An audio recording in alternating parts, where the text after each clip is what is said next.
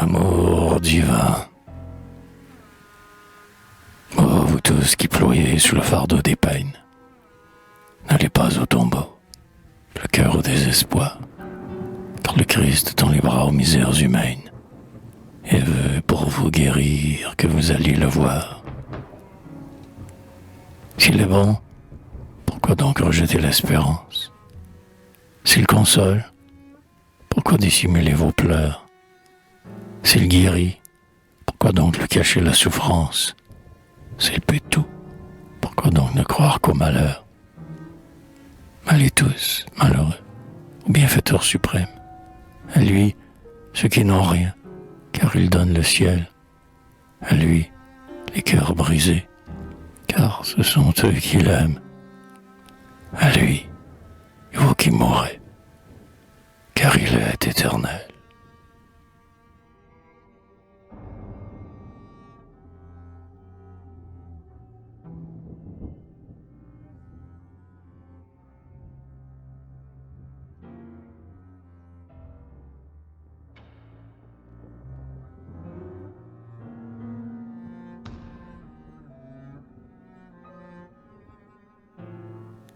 Stance. Comment? Je suis poète et je n'oserais dire, de peur que les pervers, les sots puissent en rire, que je reconnais Dieu pour le Maître éternel, que j'adore son nom, que je le crains et l'aime, que j'espère toujours en sa bonté suprême, qui daigne à l'homme juste ouvrir son vaste ciel. Non, non, mortel, jamais le Dieu saint que j'adore, et qu'on doit respecter du couchant l'aurore, ne me verra rougir disant son nom si grand.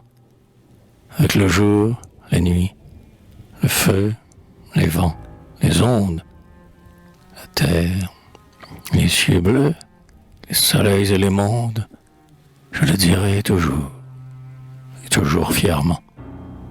Mais pourquoi rougirais-je en étant que poussière? Celui qui des cieux penche la lumière, est-ce parce qu'il est le Maître tout-puissant?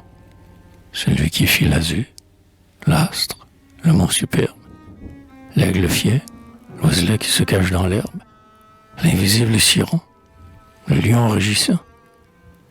Dans l'immense désert, sur les plus vastes cimes, au bord des océans, au fond des cieux sublimes, s'il est un être bon, digne de notre amour, c'est bien ce grand Dieu qui remplit l'étendue, dont la gloire éternelle est partout répandue, et qui, d'un seul regard, a fait jaillir le jour.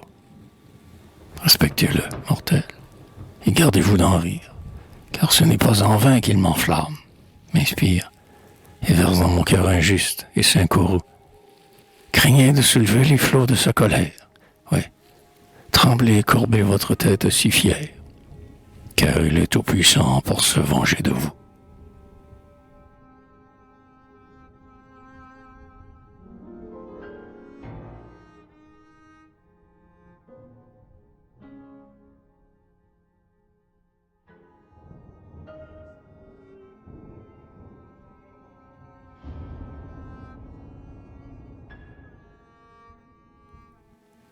L'automne. Voici l'automne, hélas. L'automne toujours sombre. Il doit être méchant, car l'oisillon frémit. Il doit être attristant, car le ciel est plein d'ombre. Il doit être cruel, car le pauvre gémit. Ouais, l'automne est morose et ne fait pas sourire. Seigneur, ayez pitié. Oh, rendez-le plus doux. Voyez, l'oiselet tremble et l'orphelin soupire. L'un ployait son aile et l'autre les genoux. Ah, que la charité ne chante pas l'automne, qu'elle sèche les fleurs tandis qu'il fait souffrir, qu'elle parle d'amour tandis qu'il gronde et tonne, qu'elle apporte l'espoir tandis qu'il fait mourir. Ah, l'automne ravit, mais la charité donne, il aggrave la peine, elle aime l'adoucir.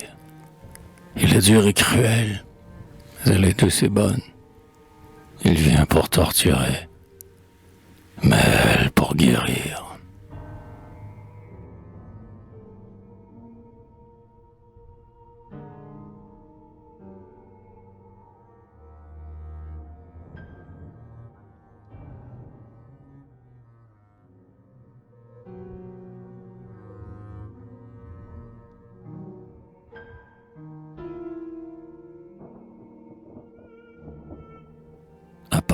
apparence illusoire. Oh, très douce enfant, mignonne jeune fille, dont j'aime la candeur et les mines gentilles, les rises harmonieux plus qu'un chant d'oisillon, et les naïvetés et les beaux cheveux blonds. Gardez-vous de le croire exempt des noirs orages, toujours beau, toujours doux, ainsi que son nuage, l'âge où l'amour s'éveille et fait vibrer le cœur. Oh, l'homme sérieux, joyeux, triste ou moqueur, où chaque passion se présente à sa porte, cachant sous les plaisirs les malheurs qu'elle apporte, nous sevrons nos cœurs de toute charité pour le nourrir, hélas, avec la vanité. Oh, notre âge n'est pas aussi beau qu'il vous semble. Il épanche la joie et la tristesse ensemble. Nous chantons aujourd'hui, nous pleurerons demain. C'est ainsi, mes enfants, qu'on parcourt le chemin qui mène, tôt ou tard, aux confins de la vie, où la mort, tour à tour, au tombeau nous convie à poser le fardeau de notre adversité et franchir, bien ou mal, ce seuil, l'éternité. Nous sourions parfois, mais, hélas, le sourire qui, comme en vos beaux yeux, dans les nôtres vient luire, est rarement l'effet d'une pure gaieté, car nous rions souvent le cœur bien attristé. Plaignez notre sourire et doutez de ses charmes, qui bradent le mensonge en vous voilant nos larmes. Si tout naïvement vous trouvez curieux, que nous cachions nos pleurs en paraissant joyeux, c'est que vous ignorez sous quelles apparences peuvent se présenter les peines, les souffrances. C'est que le mal pour vous n'est pas encore venu, et que le sombre doute est de vous inconnu. Mais lorsque vous verrez ce temps plein de tristesse, où la douleur arrive et l'espoir nous délaisse, où l'on trouve toujours l'épine auprès des fleurs, où le rire est parfois plus amer que vos pleurs, vous comprendrez alors comment notre sourire peut briller dans nos yeux bien que le cœur soupire. En attendant, chantez, sans envier ce temps, tout rempli de regrets des rayons du printemps. Oui, ne mûrissez point vos naïves pensées, ne fuyez pas votre aube aux limpide rosée. Jouissez du bonheur qui sous vos pas fleurit. Contemplez votre ciel dont l'azur vous sourit. Chérissez les parfums, les oiseaux et les roses. Les cœurs ne souffrent pas dans l'amour de ces choses. Jouez sur le rivage ou la source des jours. Chante avant que l'automne bouleverse son cours. Restez dans vos vallons et sous vos frais ombrages. Soyez le plus longtemps à l'abri des orages et fuyez ce vain monde et ses nombreux appâts. Qu'en demandant vos cœurs, ils sèment sur vos pas. Méprisez ces plaisirs que le pervers moissonne. Rejetez ses conseils que le mal assaisonne. Redoutez sa louange et son rire flatteur, car c'est en caressant qu'il flétrit la pudeur. Si vous voulez garder, ô douces jeunes filles, et vos espoirs vermeils et vos mines gentilles, votre rire argentin, vos charmantes gaietés, ainsi que vos vertus et vos naïvetés, ne vous arrêtez point à ces molles louanges.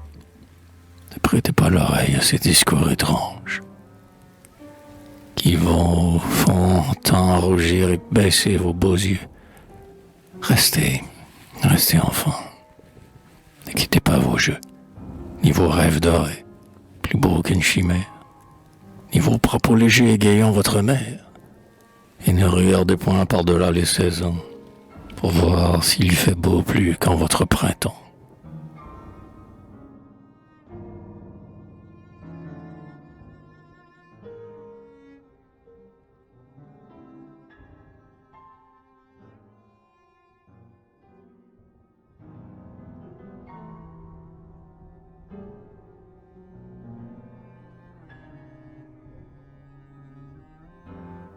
Jéhovah.